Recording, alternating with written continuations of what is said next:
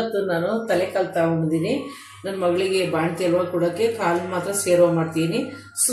Soup ಅಂತ ಹೇಳ್ತಾರೆ, soup. ಇದು ಸ್ವಲ್ಪ ತಲೆದು ಮಟನ್ ಇದೆ. 1 kg ತರಿಸಿದ್ದೀನಿ. 1 kg ನಾನು ಮಸಾಲೆ ಇಷ್ಟೇ ಹಾಕೋದು.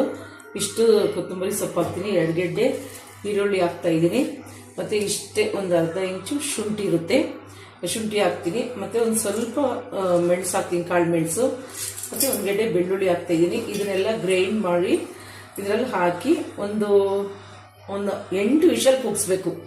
ಒಂದು ಸ್ವಲ್ಪ ಸಾಲ್ಟ್ ಹಾಕಬೇಕು. ಇದನ್ನೆಲ್ಲ ಹಾಕ್ಬಿಟ್ಟು ರುಬ್ಬಿ 8 ವಿಷಲ್ ಹೊಡಿಸಿದ್ರೆ ಸೂಪ್ ರೆಡಿ. ನೋಡಿ, ಕಾಲು ಸೂಪ್ ಮಾಡಿದ್ನಲ್ಲ, ಅದು ಹೇಗಿದೆ ಅಂತ ಕುಡಿದು ನೋಡಿದ್ರು. ತುಂಬ ಚೆನ್ನಾಗಿದೆ, ತುಂಬ ಟೇಸ್ಟಿಯಾಗಿದೆ.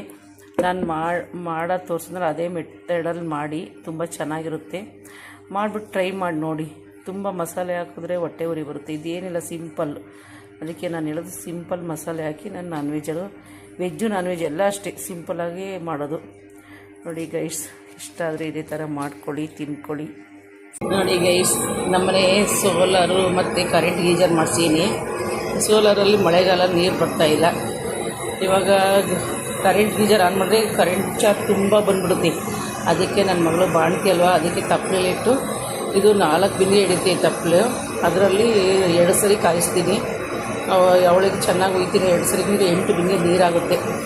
ಚೆನ್ನಾಗಿ ನೀರು ಒಯ್ತಾ ಇದ್ದೀನಿ. ಆದರೆ ಗ್ಯಾಸ್ ಆಗೋದ್ರಿ ಇವೆಲ್ಲ ಮಾಡಲೇಬೇಕು. ಇನ್ನೇನು ಬಾಣತಿ ಬಿಸಿನೀರು ಬೇಕಲ್ವ. ನಮ್ಮನೆ ಅಂಡೆ ಒಲೆ ಎಲ್ಲ ನಾನು ಮಾಡಿಸಿಲ್ಲ, ಮನೆಯೆಲ್ಲ ಕಪ್ಪು ಆಗುತ್ತೆ ಅಂತ. ನೋಡಿ ನಮ್ಮ ಪರಿಸ್ಥಿತಿ ಹೇಗಿದೆ ಅಂತ.